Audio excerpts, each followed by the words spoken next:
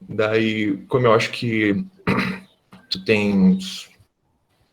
nós temos aqui 1h30, mais ou menos, mas daí tu organiza o tempo como preferir, né? Depois quiser abrir pro debate e tal. Eu tô aqui para te seguir, na verdade. Bom, obrigado, Duda. Obrigado, Arthur. Bom dia a todas, todos que estão aí acordando de manhã e compondo com a gente nesse momento da jornada, enfim, né? Foi uma jornada bem interessante. Eu vi algumas das palestrantes, né? Priscila, a Lia, enfim, pessoas muito queridas. Bom, para iniciar, eu vou apresentar um vídeo para vocês. Chama Gritaram-me Negra. É uma poesia da Victoria Santa Cruz.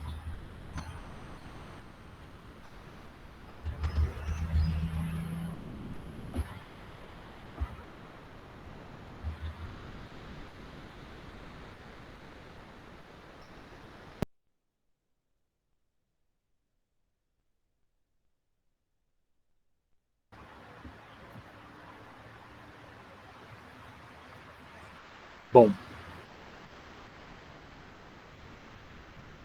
a escravidão permanecerá por muito tempo como uma característica nacional do nosso país.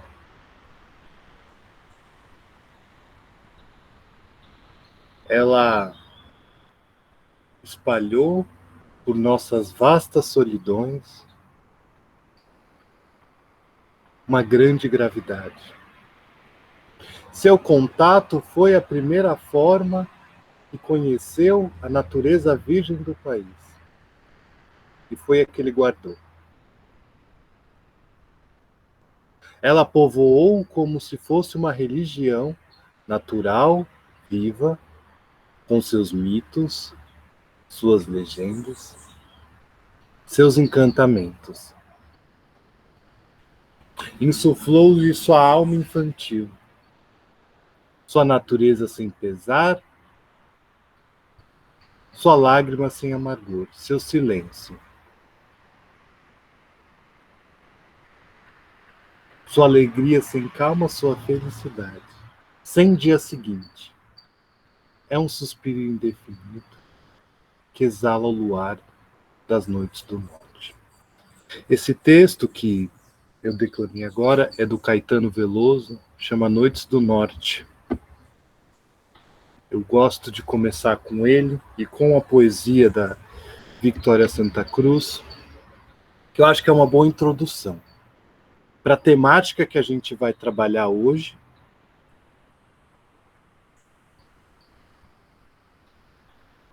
que a gente sabe, sente, mas finge não ver. E para entender isso que está à flor da pele, esse conhecimento que está à flor da pele, é preciso algo muito importante. Poder pensar quando raça foi uma questão em sua vida. A poesia da Vitória Santa Cruz, ela tem uma passagem interessante. Ela vai falando sobre a experiência da racialização que é vivida por grande parte da população negra.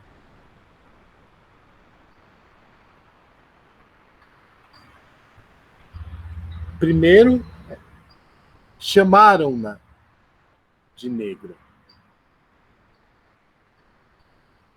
E ela não entendeu. O que significa isso? Ser negra. Que coisa é essa? Nós não somos todos iguais? O que significa? Esse nome que me deram. E rapidamente ela vai se dando conta de que é uma pesada carga. É uma carga bem pesada. É uma carga de 500 anos.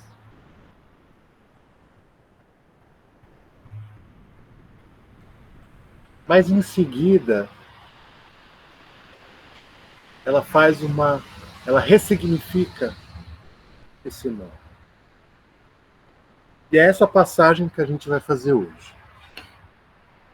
A gente vai pensar sair da impotência, apesar da carga, né? Que nem Nietzsche diria, né? O camelo que carrega os valores da sociedade, para chegar na impotência. Quando Nietzsche fala, né, das passagens do espírito, na criança, que inventa valores, que inventa linguagem, que está no plano originário. Bom, a pergunta da minha pesquisa, a pergunta que eu venho me debruçando é: o que produz a colonialidade? O que produz a colonialidade? Essa pergunta ela tem uma ambiguidade importante. Por um lado, a gente tem que se debruçar sobre como é possível que é. Como é possível a sua manutenção, como ela é produzida, qual é o seu modo de produção, né? E por outro, qual é o seu produto, né? Quais são os seus efeitos? Quais são os seus efeitos no nosso corpo? Quem puder abrir a câmera, quem tiver essa possibilidade, interessante, porque como a gente está virtualmente, e a gente vai falar exatamente de corporeidade, a gente poder ter esse mínimo traço de presença.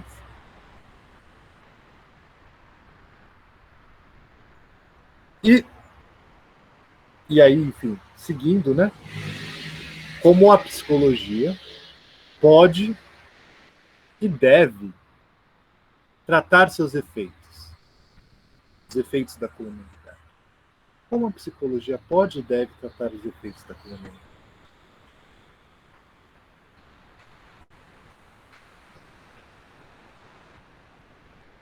Eu começo falando da experiência da racialidade,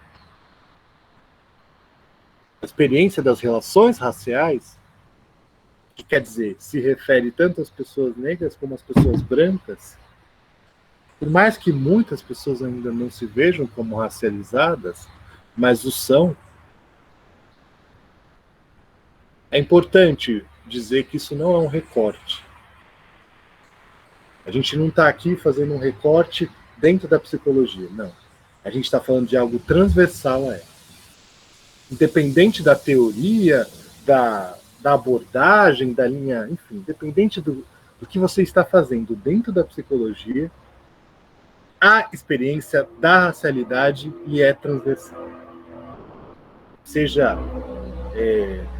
psicologia do trabalho, seja psicologia organizacional, seja psicologia clínica, seja psicanálise, seja comportamental, fenomenologia, enfim. O que vocês estudarem dentro da psicologia, a experiência de gênero, de raça, de classe, e é transversal. A experiência interseccional. Então, aqui o objetivo de hoje é a gente conseguir tramar, tecer essa ética da diferença absoluta. Porque um dos efeitos da colonialidade sobre o nosso corpo é as marcas da desigualdade, as marcas da diferença traduzidas em desigualdade, a diferença essencializada, a diferença hierarquizada.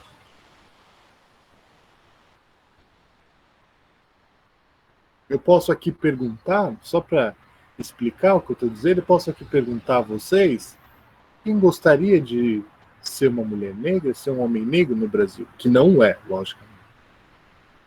Dificilmente aqui alguém vai se manifestar de forma afirmativa, porque sabe o que acontece.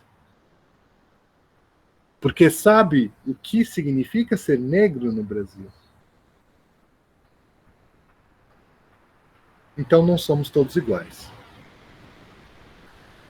Cai por terra já um mito de uma democracia racial. Cai por terra a ideia de uma universalidade que a psicologia está calcada. Por isso que o que a gente vai trabalhar hoje é transversal à psicologia. Porque assim que se inventou o conceito de humano, se inventaram sub-humanos. Não é possível pensar a constituição econômica, a constituição de humanidade sem pensar a colonialidade.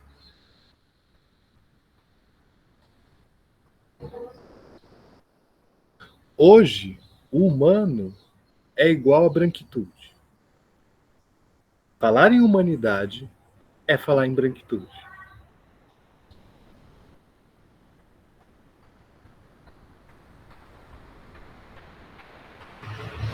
Isso significa algo caro a nós, psicólogas e psicólogos, que é a ideia de neutralidade.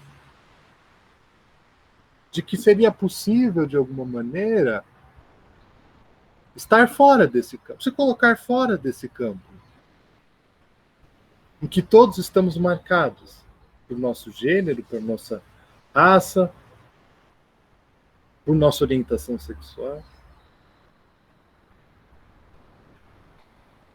Então é preciso saber desde qual perspectiva estamos falando. De quais sujeitos. Aí, por exemplo, a importância de, na clínica, fazer algo básico, que é racializar os casos. Só pegando um exemplo, como eu trabalho com psicanálise, né? Vou pegar um exemplo muito básico, mas tão comum de não acontecer, a não racialização dos casos. Fala-se gênero, fala-se idade, mas falar de raça causa um mal-estar. E que mal-estar é esse? Né? Bom, seguindo aqui, porque eu preparei algumas coisas para eu não me perder, isso não é difícil. Eu vou falar esse primeiro momento da psicologia nas margens. Eu vou brincar com essa ideia do título que foi dada. Vou falar da psicologia nas margens. Falar dessa perspectiva construída a partir disso que está fora do centro. Então eu vou aproveitar para trazer algumas autoras, alguns autores que eu acho que são básicos, né, nessa discussão, mas que não necessariamente são conhecidos, são lidos, são trabalhados na sua dimensão radical. Né? Primeiro autor que eu vou trabalhar aqui é Frantz Fanon, psiquiatra martinicano, escreveu Pele Negra, as Máscaras Brancas. E, entre outras obras, várias outras obras. Mas eu acho que ele é um dos livros básicos para quem trabalha com saúde mental, com dentro da psicologia, psicanálise, na psicologia clínica. Fanon é um dos autores básicos a serem conhecidos.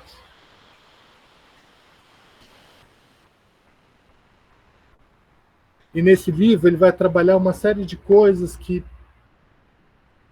nos interessam bastante, que são os efeitos subjetivos da colonialidade em nós.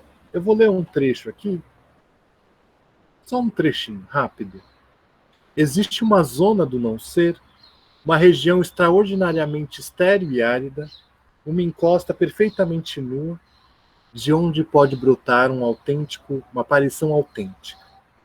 Na maior parte dos casos, o negro não goza da regalia de empreender essa verdadeira descida aos infernos. Negro, indígena. Por quê? A experiência da racialidade, ela promove, o racismo, melhor dizendo, promove uma interdição do reconhecimento. Não existe uma isotopia, isotopo, iso de mesmos lugares, né? Quando eu falo de negritude, quando eu falo de branquitude. Não se tratam de polos na mesma medida. Negritude tem a ver com um movimento começado por pessoas como Aimé Césaire, que foi professor de Fanon, entre outros pensadores do pan-africanismo, de valorização, de positivação dessas existências a partir da ideia de negritude, do movimento negro. De reconstituição dos espelhos que foram quebrados. Mas há uma interdição do reconhecimento. O que isso quer dizer, né, em termos para ficar mais palpável? Vou ao mercado e me lembram que eu sou negro. Vou ao banco e me lembram que eu sou negro. Vou fazer uma prova de seleção da RH, me lembram que eu sou negro. Para além de uma questão ali seja qual for, de não gostar, não querer, existe uma questão material colocada. Esse ano, eu não sei se vocês viram essa notícia, esse ano de 2021 já em 10 anos, nunca houve tão poucas pessoas negras inscritas no Enem. Em 10 anos de política de ação afirmativa, nunca houve tão poucas pessoas negras inscritas. Por quê? É crise? Não, é projeto. Isso é resultado de um projeto que deu certo. Isso é resultado do projeto. E a zona do não ser é uma zona de contradição. A zona do não ser é uma zona de uma encruzilhada. A zona do não ser, na minha leitura, né, é onde se dão os processos de singularização, que são interditados pela colonialidade. Então, Pele Negra, Máscaras Brancas é um dos livros essenciais para psicólogas e psicólogos. Outro livro essencial é o da Grada Quilomba e suas obras também, psicanalista, performer, artista, enfim. Memórias de Plantação. Eu não vou conseguir falar de todos, eu só vou apresentar para depois vocês irem atrás. Mas o último aqui do Fanon, Condenados da Terra, eu vou me debruçar um pouquinho, porque eu acho que ele traz algo para nós quando formos trabalhar em políticas públicas. Quando formos trabalhar no territorialidade, de entender por que o mundo colonial é um mundo cindido. O mundo colonial é esse que cá estamos. Brasil. A colonialidade foi um incêndio. Ela ainda queima. A gente ainda anda sob as suas brasas.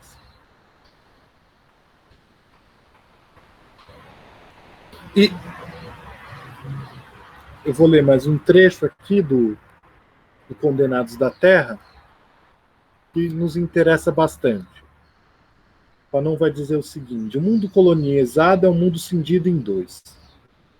A linha divisória, a fronteira, é indicada pelos quartéis e delegacias de polícia. Nas colônias, o interlocutor legal institucional do colonizado, o porta-voz do colono e do regime de opressão, é o gendarme ou o soldado.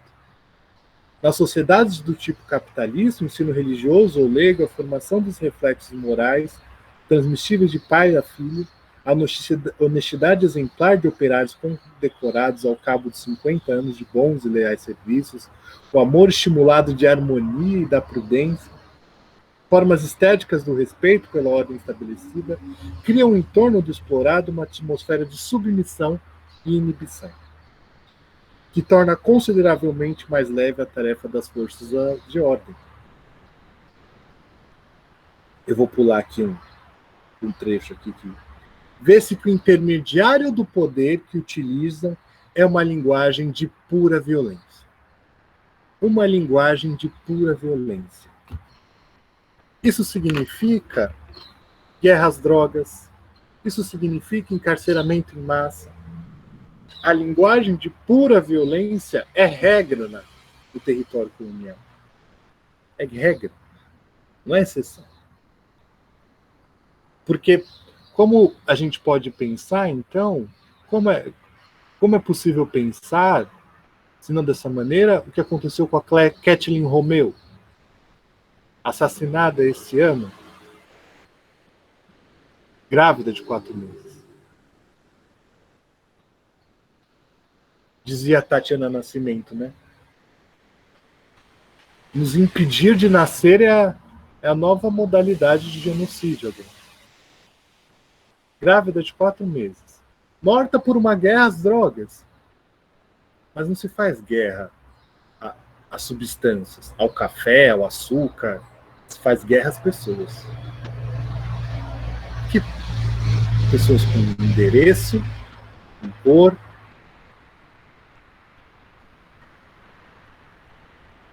Tudo isso nos interessa quando vamos trabalhar no CAPS Álcool e Droga. CAPS é o Centro de Atenção Psicossocial. Quando vamos trabalhar um tratamento humanizado, repensar a redução de danos, pensar o uso de a política de drogas. Tudo isso nos interessa, porque tem a ver com racialidade. Bom, apresentados autoras e autores, né? O quarto livro que eu falaria, eu esqueci de dizer, né? São 4 livros, é o Tornar-se Negro, que vai ter uma nova edição agora, que vai sair pela editora Zahar. Eu já pedi a minha e espero que vocês façam o mesmo, que é um livro essencial, principalmente para quem trabalha na clínica, mas não só. Mas, enfim, é preciso, a psicologia nas margens, né? É uma que vai, de alguma maneira, pensar desde onde se coloca essa perspectiva de identidade. Desde onde se coloca a perspectiva. O que é identidade? Identidade não é algo inato, não é algo a priori. Né? Identidade são os efeitos do biopoder, e eu já explico o que é biopoder, sobre o nosso corpo. Eu me dizer homem, negro, hétero, são os efeitos do biopoder sobre o nosso corpo.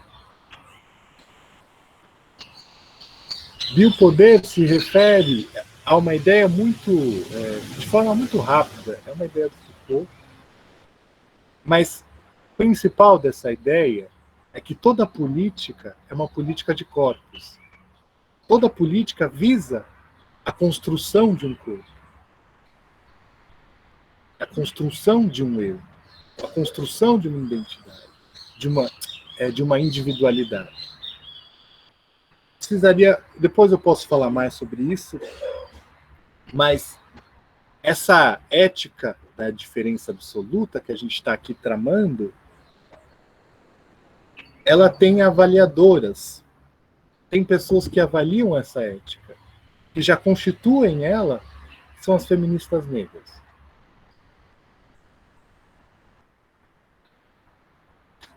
O feminismo negro, a perspectiva interseccional trazida pelas feministas negras é revolucionária. É revolucionária pois ela propõe uma alteridade na sua radicalidade, uma humanidade de fato. Não essa de direito. Humanidade de fato. As feministas negras, por estarem na borda, serem o outro do outro, como diz a... Se o negro é o outro, né? As mulheres negras são o outro do outro na nossa sociedade, como diz a Grada Quilomba. Por estarem na borda, fora desse centro das relações de poder, elas são as mais autorizadas a medir essa ética da diferença. Em seu exercício, lógico. Porque, só um parênteses, né? Que eu esqueci de dizer algo importante. A discussão que estamos fazendo aqui não é uma discussão moral, é uma discussão sobre ética. Não é uma discussão sobre bem ou mal, sobre bom ou ruim, de um ponto de vista exterior, de um ponto de vista transcendental, de um ponto de vista que está localizado fora das práticas. Muito pelo contrário. A discussão que estamos fazendo aqui é uma discussão ética. Uma discussão que a gente faz desde de como das práticas que a gente faz. Porque as pessoas costumam dizer, quando saem da academia, uma coisa é a teoria, outra é a prática. Não. Você constrói uma prática pela sua teoria. Toda a prática está embasada em uma teoria. Por mais que seja uma teoria precária, seja uma reprodução das violências coloniais, de manutenção das relações de poder.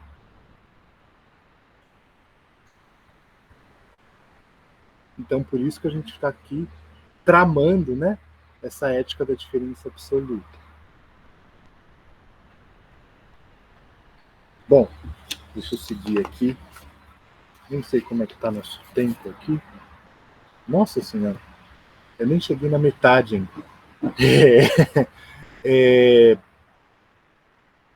Ainda estou na primeira página. Vou tentar me ater aqui ao texto, tá? Porque senão a gente perde aí muita coisa. Pois é preciso se perguntar, né, até onde vai a colonização? Até onde vai a colonialidade? Por exemplo, como pergunta Neuza Santos Souza no Tornar-se Negro, como se chega ao ponto de odiar a própria negritude e almejar os ideais de eu da branquitude? Como se chega ao ponto disso? Como se chega nesse ponto? Se não através dessas palavras de ordem, desse mito da democracia racial que forja a nossa Constituição. A gente se constituiu a partir dessa ideia. Né? A gente conheceu a história da senzala, mas não dos quilombos. A gente conheceu a ideia. Eu fui educado que os índios não foram escravizados porque eram preguiçosos. Eu fui educado nessa, né? Eu fui educado na ideia de que o Brasil foi descoberto. Não foi invadido. Ou seja, se ele foi descoberto, não tinha nada aqui. Só a natureza. Porque é isso, né? Esse é o equivalente, né, que se faz. O selvagem, ele é uma parte igual, enfim, tem até um quadro, que agora eu não estou lembrando o nome, que vai fazendo essa equivalência, né, das pessoas, do selvagem, né, o dito selvagem, né, como sendo esse parte da natureza, né, primitivo, como se não tivessem civilizações inteiras, né, como se não tivesse uma filosofia africana. Só um parênteses. Não sei se vocês sabem, mas a primeira universidade do mundo não foi na Europa, foi na África. Onde é hoje o território conhecido como Egito, no Cairo. Isso muda algumas coisas, né? Da gente pensar sobre o que é primitivo, o que foi esse roubo, né? Enfim.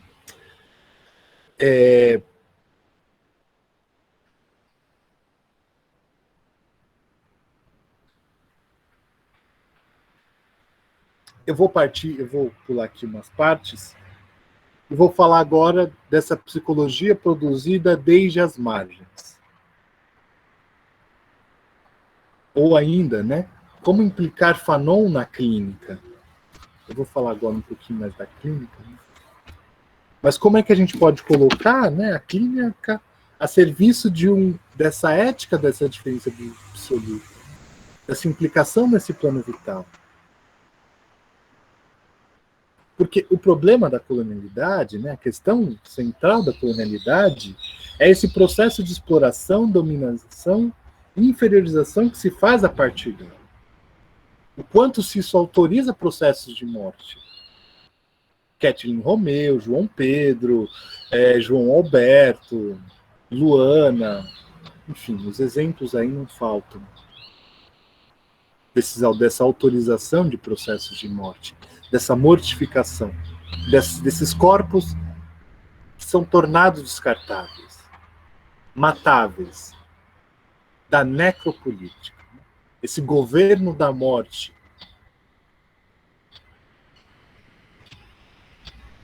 A gente está no Setembro Amarelo, né?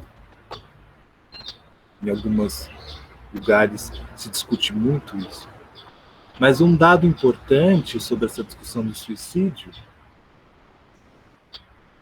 saiu em 2018. Eu não sei se todos tiveram acesso, se todos sabem desse dado, mas quem trabalha com saúde mental, esse dado é uma bomba. É o seguinte, né? A gente sabe que o suicídio aumentou entre os mais jovens, só que quando se olha mais de perto, se olha racialmente, descobre-se que a cada 10 jovens que se matam, 6 a cada 10, 6 são negros. Isso é um dado do Ministério da Saúde, quando ele ainda fazia coisas a favor da saúde, na produção de saúde. Um dado de 2016 que saiu em 2018.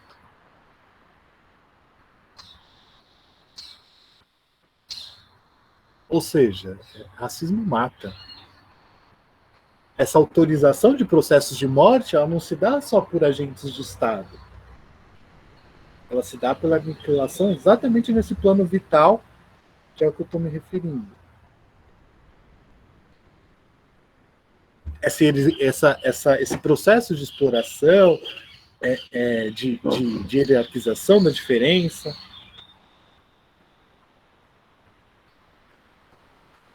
isso promove suicídio.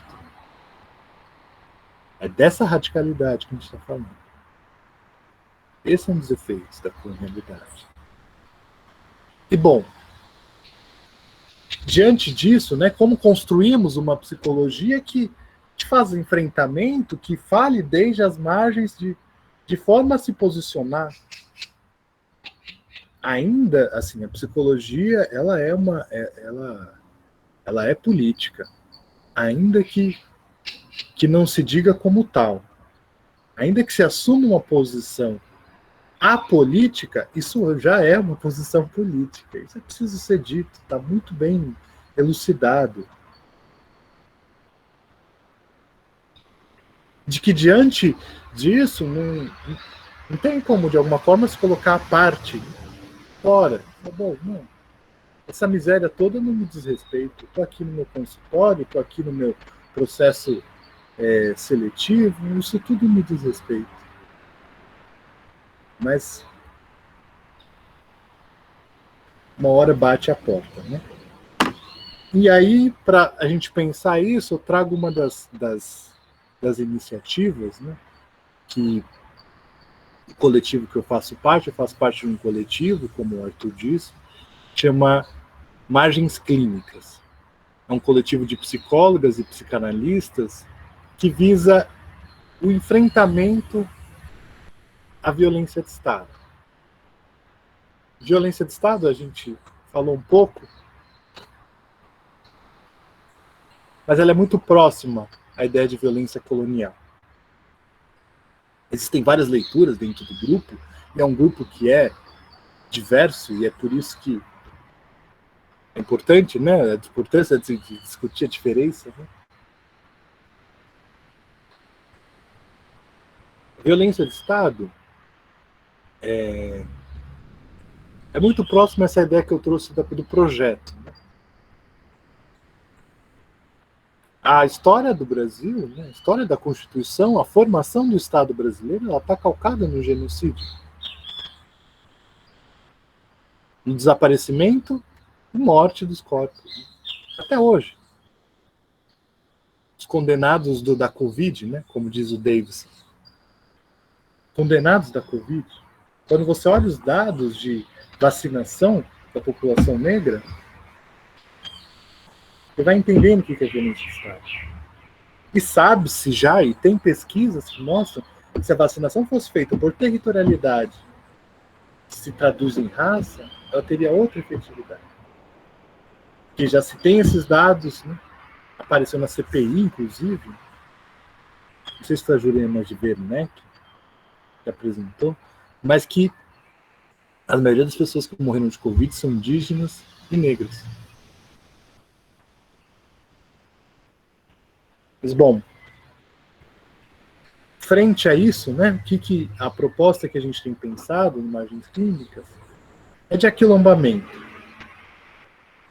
O que é o aquilombamento? Aquilombamento é uma reorientação ética. Aquilombamento é a construção do comum a partir do singular. O comum ele é esse princípio de afirmação do singular. É no comum que se dão os processos de singularização que são interrompidos pela colonialidade.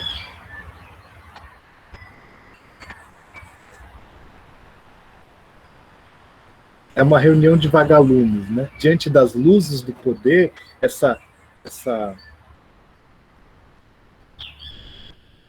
isso que não nos deixa enxergar, né? A expansão da potência. Aquilombamento é uma reunião de vagalumes. E ela tem três principais aí, quatro, vou chamar de quatro principais bases, né? Eixos. É uma continuidade. A gente está aí se inserindo numa continuidade histórica.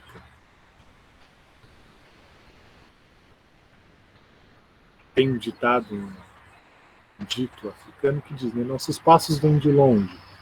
E aí aquilombamento tenta se reinserir nessa história. Então a gente propõe uma formação aberta, que eu vou disponibilizar aqui para vocês. Depois eu ponho o link. Eu não vou me estender muito mais, eu já estou encaminhando para o final. Vou finalizar com essa história do aquilombamento. Os quatro eixos, vem um de Clóvis Moura, com a quilombagem, outro de Abdias do Nascimento, do quilombismo, que eu vou falar mais, e Beatriz Nascimento com o quilombo subjetivo. Quilombagem é uma ideia de Clóvis Moura. O Clóvis Moura é marxista, um sociólogo, que ele vai trabalhar a ideia de que a primeira forma de luta de classe foram os quilombos. Desde o primeiro escravizado, desde a tentativa de se escravizar. O quilombo sempre foi luta, né? Sempre foi guerra. O quilombo de Beatriz é um espaço de encontro, de intensificação da existência. Só um parênteses, né? Por vezes, para criticar a discussão que se faz, se chama de identitária. Como se dizer neutro, se dizer sem cor, né, nessa discussão. Se dizer como se a experiência da branquitude não fosse uma experiência identitária, né, que já está colocado, óbvio. Nem precisa se dizer. Tem até uma anedota da Grada Quilomba, uma piada que ela fala o seguinte, né, numa apresentação de pessoas, né, as pessoas se apresentam, tá? Aí uma mulher negra levanta, eu sou uma mulher negra. Aí uma mulher branca diz, eu sou uma mulher. Aí o homem branco diz, eu sou uma pessoa. Óbvio. Porque o que significa essa humanidade que está calcada todas as disciplinas, né? Essa universalidade do humano, né? Como ela se traduz de fato? A quem ela se refere? E Abdias do Nascimento, e por último, a ideia do aquilombamento está muito inspirada num psicólogo que chama Emiliano Camargo, que ele trabalhou a quilombação num CAPS infanto-juvenil, num bairro da Zona Norte de São Paulo, em que se transversalizou a temática das relações raciais. Buscou-se resgatar esses saberes originários, muito calcado nesses autores que eu citei, né? De modo que desde a entrada do CAPS até a clínica, a temática das relações raciais estava colocada. Porque para perguntar isso, né, para perguntar para o usuário como é que ele se identifica, é preciso uma formação, porque não é só perguntar. Não é uma pergunta simplória de preencher, burocrática. Não se trata de burocracia. Se trata de algo central dentro das políticas públicas, né? Saber quem são os usuários. Por mais que já se saiba que 80% dos usuários do SUS são negros. Né? 80%. Então, eu falo agora, para já finalizando, né?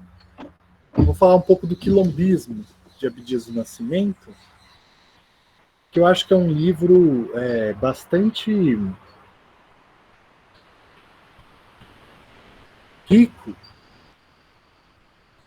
tanto nos aspectos históricos, políticos, quanto também nessa movimentação que a gente está buscando dentro da psicologia. Ele traz algumas histórias que mudam bastante coisa, né? Por exemplo, eu não sei se vocês sabem, Quilombo dos Palmares, que foi o mais famoso, durou 100 anos. 100 anos de história. E ele chegou a ter o tamanho, ele ficou entre Alagoas e Pernambuco, ele chegou a ter o tamanho de Portugal.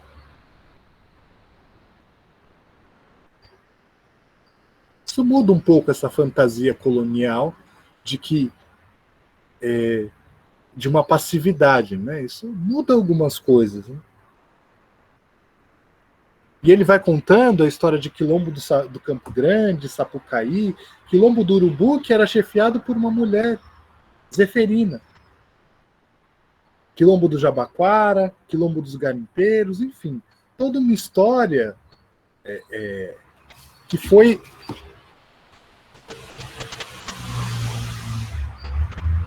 recalcada, por assim dizer. Mas que ela emerge, né? Porque parte da ideia da violência de Estado é ser contra-revolucionária. Isso fica muito... Quando Abdias vai mostrando a ideia, de fato, dessa manutenção dessa desigualdade, né, da pirâmide.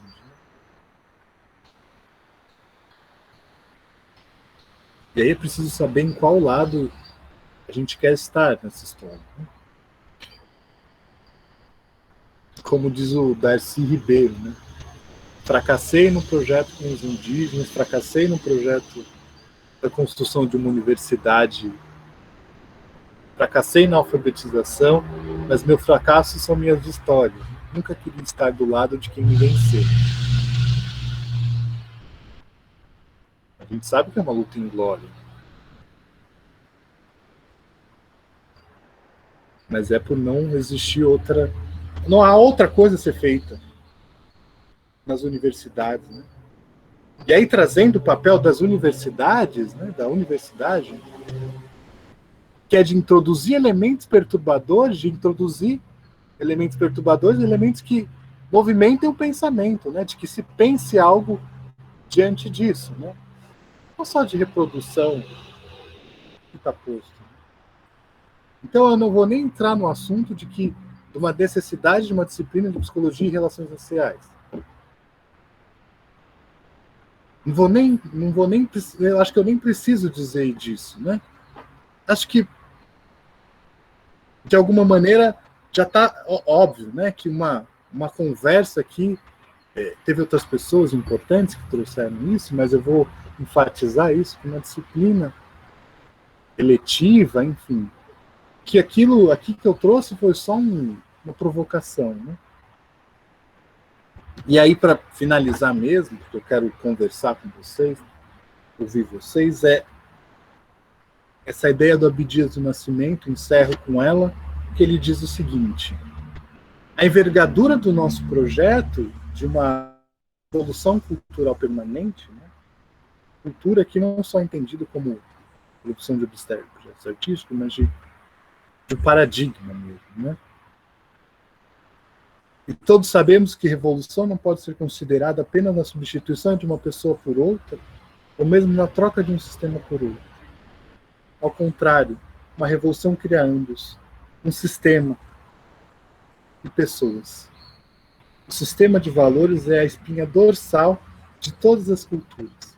O sistema de valores aqui se refere aos valores que estão colocados. Valores se refere aqui ao sistema de avaliação, né? O que é aquilo que se privilegia dentro da psicologia. Por exemplo, pode-se pensar quais são os autores que são estudados, né? Quantos são negros? Não é por não ter uma bibliografia. Isso é importante. Eu trouxe aqui 4 livros, mas poderia ficar algumas horas aqui falando de Lélia Gonzalez, falando de Audre Lorde, falando de Angela Davis, enfim.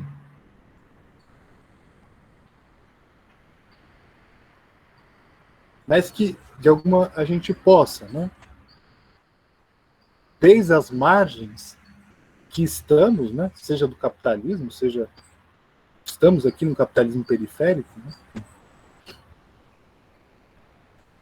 A psicologia é construída desde fora do centro, onde estamos de fato. Não adianta ela, de alguma forma, se espelhar onde ela não está. Não adianta. A prática que os psicólogos fazem, a maioria dos psicólogos, quando eles vão ser, psicólogas também, desculpa, psicólogas e psicólogos, quando eles vão ser contratados, está sendo no CRAS, que é onde? Nos territórios, quando vão para as políticas públicas. Né? Ou se vão para o consultório, aí é outra história. Mas ainda assim, de alguma maneira ou outra, vai ter que ter acesso a políticas públicas. Bom, enfim, acho que era um pouco essas ideias, essas provocações. E aí eu queria agradecer novamente o convite. Estou aberto aqui para conversar. Eu vou pôr o link aqui da nossa formação, para depois vocês terem acesso. Obrigado, viu? Nossa, a gente agradece, Swami. A gente agradece muito o teu aceite, né? Porque foi o nosso primeiro palestrante confirmado e a gente ficou muito animado já de frente, assim, e já tinha lido uns artigos teus para matéria da professora Fernanda Lima. Eu não sei se ela está aqui agora, mas ela é uma professora do direito, bem engajada. Fui fazer a optativa lá no direito, porque não tinha a matéria de relações sociais na psicologia, né? E, enfim, o pessoal pode fazer as perguntas no chat, pode levantar a mão também, mas eu já tenho uma pergunta. Eu já tenho uma pergunta aqui. Então, enquanto eu estou falando, eu fui pensando em muitas coisas, né? E eu vou falando algumas delas, tu pega o fio da meada e depois vai. Eu vou te provocar também dessas formas, assim. Porque, pensando numa forma bastante prática, assim mesmo, sabe? Um discurso que foi difundido muito ultimamente era o lugar de fala, né? Lugar de fala. E ele foi apropriado, parece, de uma forma de que brancos não podem falar sobre racismo. Não podem. Né? Daí, depois de um tempo, eu me apropriei do conceito de lugar de escuta. Lugar de escuta, né? Sendo você um psicanalista, eu queria que tu falasse um pouco sobre isso, né? Sobre esse lugar de fala e esse lugar de escuta, né? Quem pode falar sobre o quê? Quem pode escutar sobre o quê? E como escutar também, passando para questões práticas também, né? E pensando na minha prática clínica, estou fazendo estágio clínico ainda, né? E já ouvi absurdos na clínica, absurdos, assim, coisas que eu ali também estou fazendo na psicanálise, eu ouço absurdos de falas assim que é um racismo que não está velado, ele está exposto, ele está colocado, né? É um ódio, né? Enfim, white supremacy colocado ali na clínica. Como que a gente ouve essa pessoa? Como que a gente ouve essa pessoa? E agora pensando então também numa questão institucional, às vezes até numa aula, assim, você também é professor, né? Que como a gente ouve, escuta, reage a comentários racistas? A gente educa, a gente diz assim, isso aí tá errado, e depois a gente, assim, né? Porque eu imagino que quem sofre no corpo racismo está cansado. E é um cansaço que eu imagino que vai se esgotando a cada vez, e esse tô te ensinando isso, a pessoa não está correndo atrás de aprender, e daí depois ela diz, não, mas não era racismo. Não era racismo, né? Esse não era racismo, como é que a gente reage a isso? Bem, essas são as minhas provocações, Cláudio.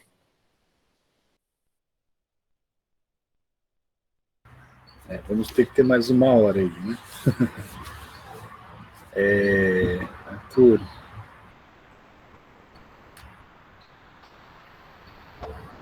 eu vou começar com a primeira provocação que você fez, que é sobre a ideia de lugar de fala, como ele foi apropriado. É curioso que, como eu participo de muitas discussões, né? Isso é uma coisa muito recorrente, essa questão sobre lugar de fala e como é que ele foi apropriado, né? Que já daria um tema de pesquisa, né? Porque é muito interessante, porque quando você pega o livro da Djamila, ela não escreve nada, não tem nada disso escrito.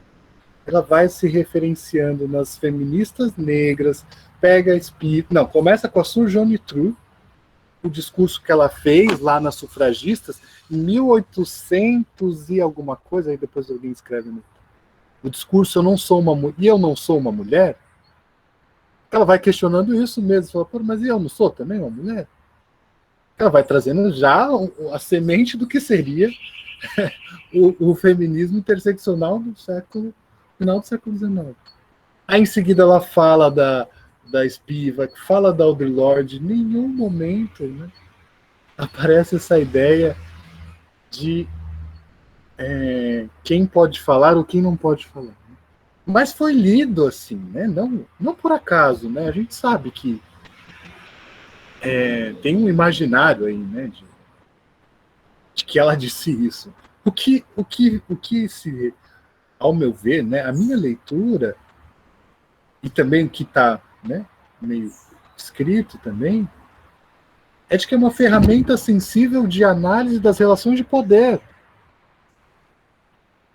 A pensar a ideia de interseccionalidade, de lugar de fala, né, que se inscreve nessa ideia das feministas interseccionais, é pensar ferramentas sensíveis de relações de poder. Vou explicar isso, né?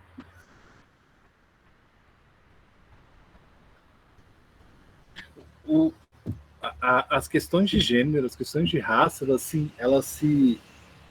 elas não se dão no nível da intelectualidade. Isso é importante dizer. é uma questão de burrice. E aí já respondendo um pouco a questão da não é ignorância. Elas se dão no nível dos afetos, a parte sensível. Por isso que dói. Por isso que esses processos não são tranquilos. Tem conflitos, óbvio. A gente está falando de uma desigualdade brutal, que brutaliza. Pensando aí o livro que saiu agora do Attila Mbembe, é uma realidade brutal. Não são processos sem conflito. Mas como é que a gente vai ter esses conflitos? Né? Quem que pode falar?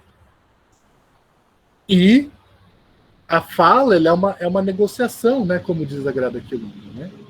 A fala é uma negociação entre quem fala e quem, até onde a gente consegue escutar. Na clínica, mais ainda, né? Desde onde se escuta? Porque o problema que a gente encontra, muitas vezes na clínica, já começando a responder outra questão, é de que as pessoas negras nem... As pessoas negras não. As pessoas brancas não se racializam. Não pensam que a experiência de racialidade está colocada ali. Não pensam que a colonialidade é transversal ali também. É nesse sentido. Ela fala, não, é o outro. As relações raciais é para o negro. Não. Por isso que a gente enfatiza o nome relações. Isso acontece em relações. Ontem, acho que até por isso que eu quis falar de outra coisa hoje. Ontem à noite eu estava numa palestra, dando a palestra, né, sobre que o racismo é um dado estruturante das relações. O racismo é um dado estruturante das relações. Isso significa, pelo menos, 4 coisas. Uma de que ele está naturalizado. Ele já está na nossa cultura. Nós já operamos dentro da fantasia colonial quando vamos ao mercado, quando vamos selecionar alguém para um emprego, quando vai estudar, quando vai fazer projeto de pesquisa. Já está naturalizado. Se a gente não faz uma outra ação, uma reorientação ética, uma outra, não pensa outra prática, é isso que vai continuar colocado. Eu vou voltar daqui 10 anos aqui, vai estar a mesma coisa. Se a gente não faz uma ação de enfrentamento. Né? Então, é preciso pensar, falar, bom, mas como é que se escuta isso? Desde onde se escuta? Não quer dizer que essa experiência vai se dar de uma forma universal. Longe disso. É num processo de singularização. É singular pensar como as experiências de racialidade te constituíram. E não é só pelo negativo, pelo que não aconteceu, mas também pelo que te possibilitou. Às vezes de nunca ter pensado sobre isso. Né? Só vai pensar agora e depois acaba a palestra, a vida que segue. Mas quem consegue escutar? A gente está falando aqui de questões bastante agudas, né? Bastante dolorosas. Quem consegue escutar? Então,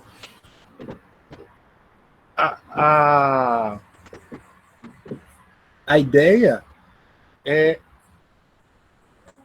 a gente pensar essa negociação, né, quando a gente fala de lugar de fala, né? Essa ferramenta analítica sensível das relações de poder. Porque a questão é relacional. Então não tem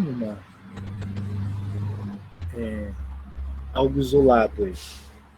E aí, nesse sentido, na clínica, né, como é que a gente escuta o racismo? A gente tem que lembrar da ideia do universal, do particular, do individual e do singular. São dimensões muito diferentes. Né?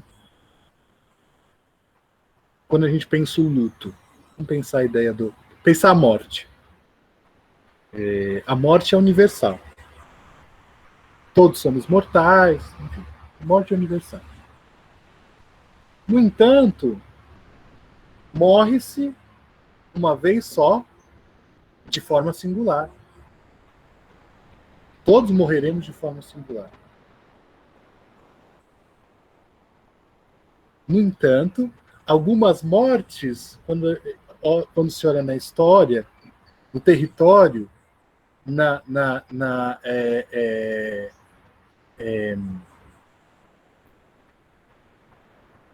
acontecem de forma particular. Por exemplo, o Covid. Quando você olha o mapa do Covid, eu vou falar da cidade de São Paulo que eu conheço mais. Quando você olha a distribuição das mortes de Covid, ela não é igual. Não é uma morte igualitária. Morre-se mais na periferia da Zona Norte, da periferia da Zona Sul. Existem condições particulares de determinantes sociais de saúde que fazem com que essas mortes ocorram assim. E na clínica, a gente vai atrás da singularização. De quais são os impedimentos desses processos de singularização. E o racismo é exatamente essa interdição, como eu já disse lá atrás, essa interdição desses processos, o impedimento dos processos de singularização. Porque quando eu digo racismo é um dado estruturante, é preciso se perguntar na clínica, onde se está estruturado nisso? Todos nós. Todos e todos nós. Como se estruturou a partir disso? Na sua negação, não, eu sou humano. Eu sou humano. Essas coisas não me concernem. Ou na experiência de reconhecimento disso, de reparação desse lugar, de responsabilização sobre isso. Por isso que é ético, porque se trata de responsabilidade.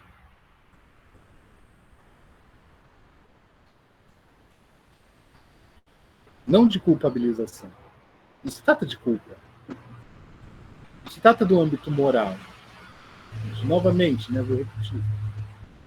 Mas do modo de vida, como ele tem se dado. Né? Dos modos de existência, dos modos de relação. Então, já indo para a segunda questão que você faz, de como é que a gente lida com o racismo cotidiano, é preciso um letramento racial radical, que vai vir dentro das relações que você estabelece, vai vir dos estudos, vai vir de análise. A gente está falando de coisas que,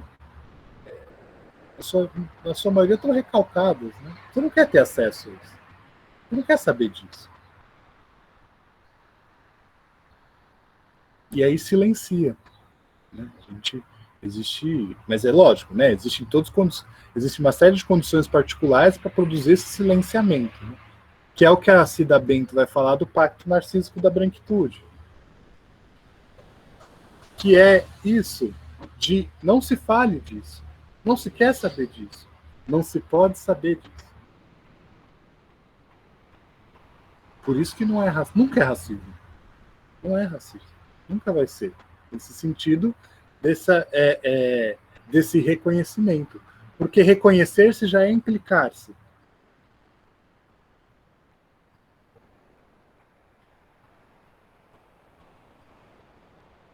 Já pressupõe um outro exercício. Um outro exercício. Não é, de modo real, né, não é silencioso, né? Mas há um silenciamento nas instituições. A universidade, serviços de saúde, serviços da assistência social, enfim. Há um silenciamento. Né? Então, não tem, de fato, uma fórmula que não seja essa da experimentação, do erro.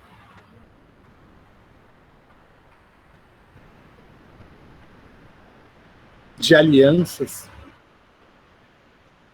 Né? Alianças vitais, né? Porque se trata desse campo, né? Do que é vital. Eu espero ter ajudado um pouco.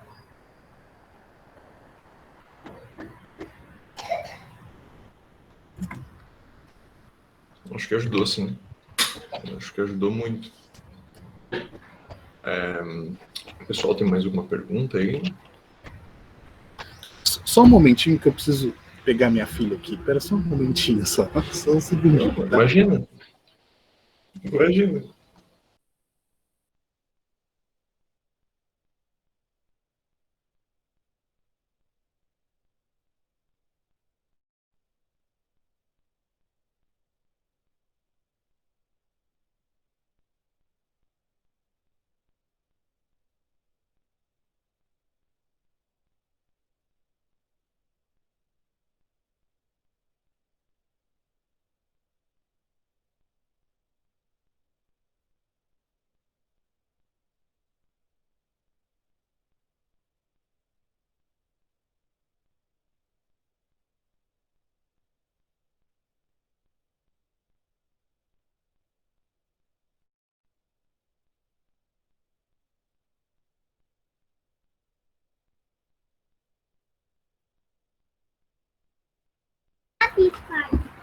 Oi, desculpa, ela acordou aqui. E agora... Estava esperando que ela dormisse. Parece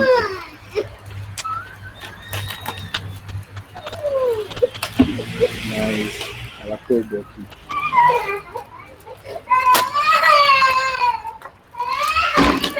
Acho que tem tempo de mais uma pergunta. Né? Eu vou ter que ir atrás dela daqui a pouco.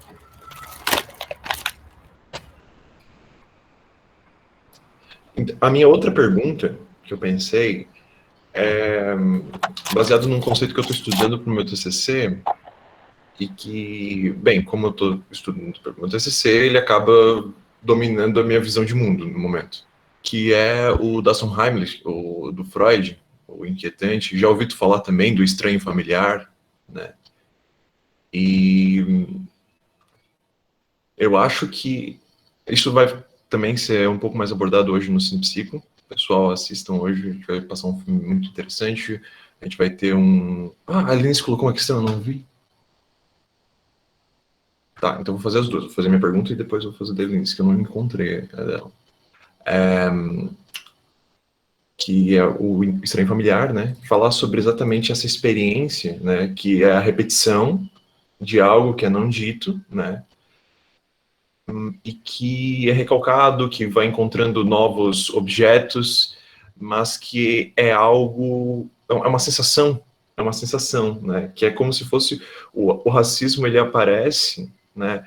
Não necessariamente como um manual, né? Como uma ideia de que não a gente vai conseguir identificar isso aqui facilmente, né? Como se é como se ele estivesse em outro âmbito, né? E é isso, ó. A Helenice, ela fez assim, ó. Dos palestrantes que eu vi, você é o primeiro que aborda as questões dos afetos. Gostaria de ler mais sobre isso. Então, eu acredito que algumas sugestões, falar um pouco mais sobre isso também. Tem um artigo do Emiliano que ele vai trabalhar essa questão do âmbito do paradoxo da identidade, e que ele vai citar como é que que ele vai citar como é que a gente pode pensar esse modo de avaliação a partir dos afetos, esse modo de trabalhar esse âmbito que é da intensificação da existência. A identidade nos interessa na medida que ela intensifica a existência. Não se trata de uma luta pela identidade, isso é importante, né? Mas por existir. O movimento chama vidas negras importam. Não é eu quero ser negro, vidas negras importam. Eu quero entrar na minha casa e não ser morto, enfim. É sobre existir, de fato. E porque vai sair um outro artigo também, que eu vou publicar, sobre colonialidade e processos de subjetivação. E deixa eu pensar.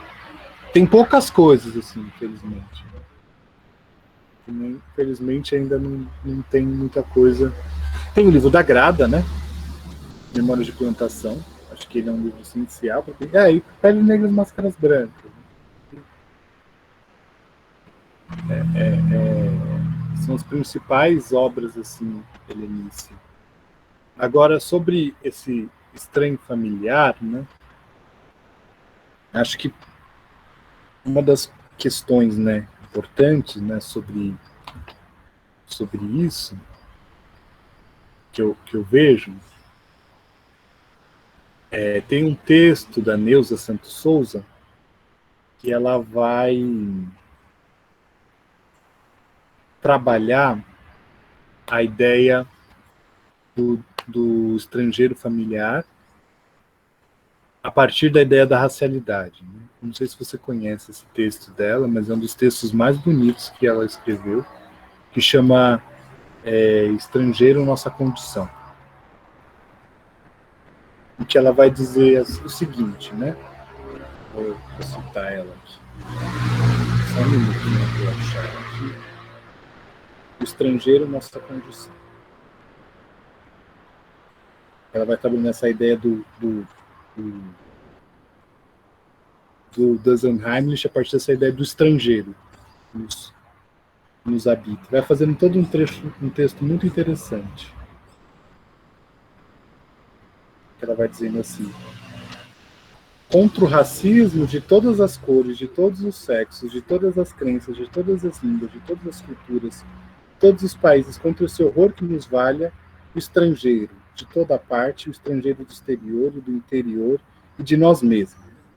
Racismo como essa peste odiosa, esse olhar odioso do outro, isso que visa a aniquilação da diferença, né? Esse que visa a essencialização da diferença, a hierarquização dela, né?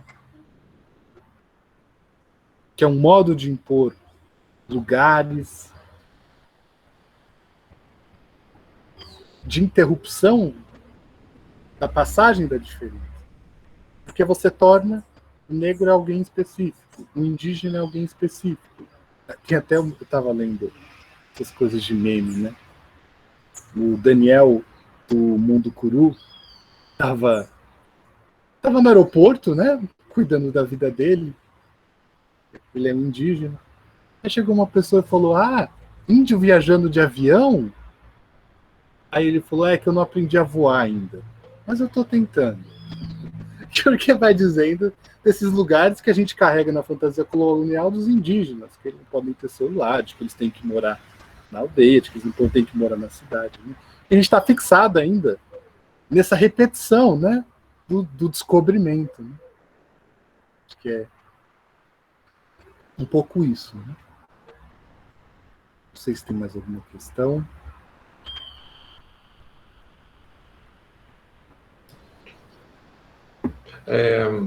Eu coloquei ali no chat, né? Opa, professor João, pode falar.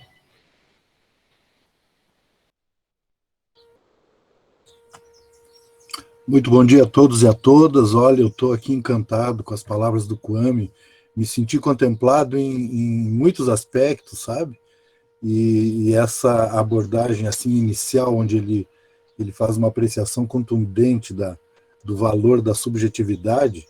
E eu tenho transitado muito por aí, aqui no âmbito das cadeiras que eu leciono na academia, no sentido de que nós temos que proporcionar a apropriação dos códigos, né, da academia dentro da racionalidade eurocentrada, e é isso que a gente vem fazendo como conquistas, né, de apropriação, gerando uma subjetividade acadêmica centrada em outras culturas, né? Mas o grande questionamento que eu coloco para os meus alunos, o desafio que eu me coloco também, e pratico isso, é nós, né, que nos alinhamos desse lado universal, buscando a unidade dentro desse conflito inerente à vida nos últimos séculos, vamos dizer assim, ou mais até, né, é nós nos apropriarmos dessa subjetividade, é nós nos apropriarmos daquilo que essas culturas diferentes, povos originários e afrodescendentes e africanos têm para nos fazer revolucionar de maneira mais incisiva e mais essencial esse processo civilizatório que em quase tudo é catastrófico e autofágico. Né? Então eu acho que a subjetividade é aquilo que o processo civilizatório do branco deixou de lado, e aí reside a essencialidade do ser humano. Então é muito bom a gente estar se apropriando da racionalidade enquanto outras culturas, né? Mas até que ponto nós não podemos enfatizar, eu tenho falado muito do sentir e do perceber, que são as grandes heranças dessas outras culturas, e é o que nos falta enquanto herdeiros dessa racionalidade eurocentrada. Quer dizer, aonde nós podemos encontrar os valores que nos faltam para salvar a humanidade desse processo autofágico, onde ciência e tecnologia me parece que é o único grande legado. Né? A espiritualidade, a ética, os valores humanos que se pretende universais nos faltam. Então eu me encontro muito nessa peleja de ter mais clareza dessa subjetividade e de buscar isso na experiência do transe na Umbanda, de buscar a experiência do transe entre os guaranis, buscando outros processos cognitivos e trazer para a academia, no mínimo, essas palavras, né?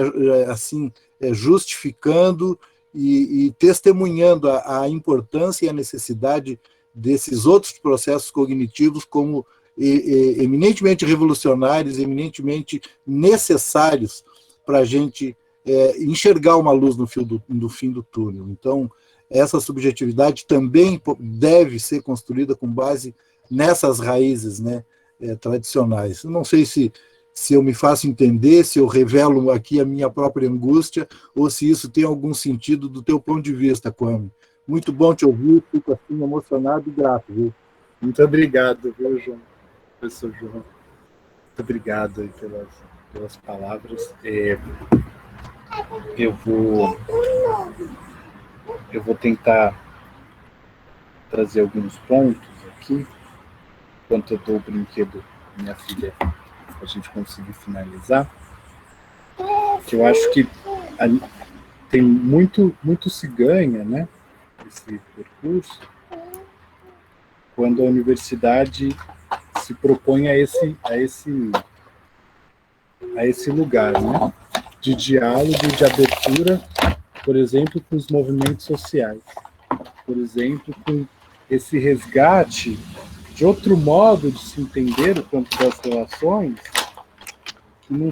que se dá fora do âmbito unicamente de uma eurocêntrica, dos conhecimentos eurocêntricos.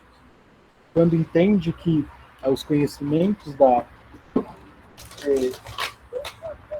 filosofia africana, que ela vai falar da força vital, ela está falando disso, dessa diferença absoluta, né? Que esse eterno retorno dessa força vital, que foi interrompida exatamente pela colonialidade. Como você disse bem, né? A colonialidade, ela é autofágica, ela visa a próprio aniquilamento. Não dá para pensar, por exemplo, aquecimento global sem entender a colonialidade. Esse modo de exploração que visa até o último fio de vida, né? Que é o título da minha tese. Né? Porque a constituição que se deu dessa universalização desse modo globalitário, como diz o Milton Santos, se deu pela aniquilação de outras ciências, de outras tecnologias, de outros modos de assentamento.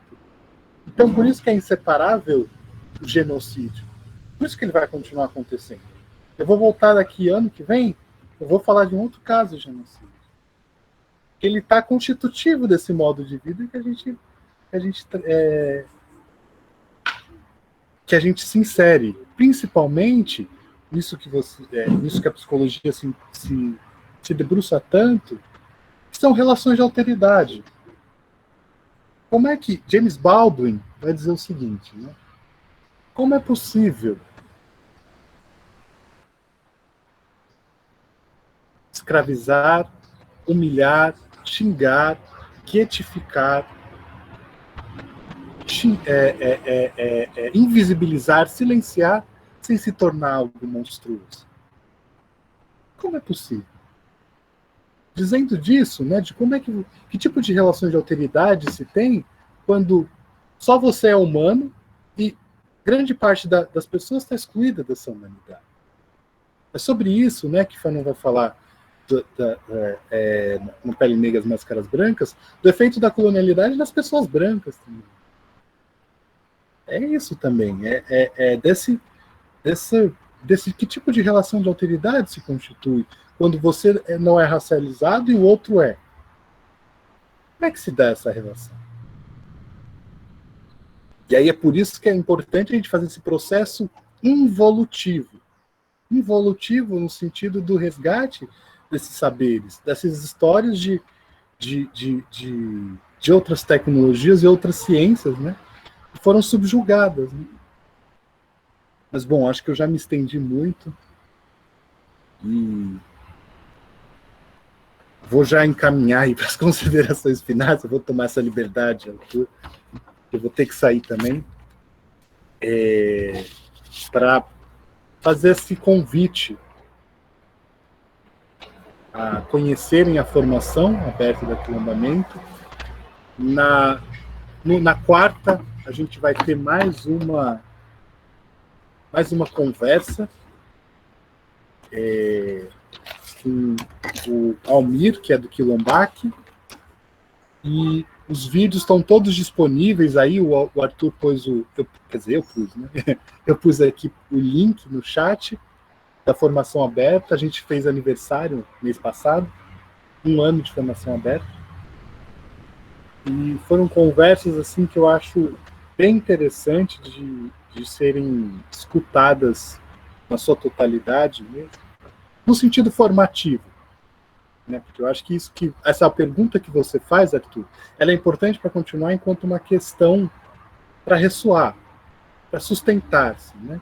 Tipo, bom, como é que cotidianamente a gente vai fazer enfrentamento a isso? Como é que a gente lança essa flecha para o futuro? Né? De que outro mundo é possível? E já está sendo feito. Obrigado. Nossa, eu falo em nome da comissão, a gente que agradece, tá? Que eu aceite as tuas falas, muito importante, e vem num momento muito necessário mesmo. Tá? Espero que o pessoal tenha se tocado, tenha se movimentado e se afetado pelas tuas palavras. Espero mesmo. Tá? Pessoal, então acho que agora a gente se despede, e 10 horas a gente tem outra mesa. À tarde vamos ter um Cinepsi com o filme M8, um grande filme do nosso cinema. Muito bom.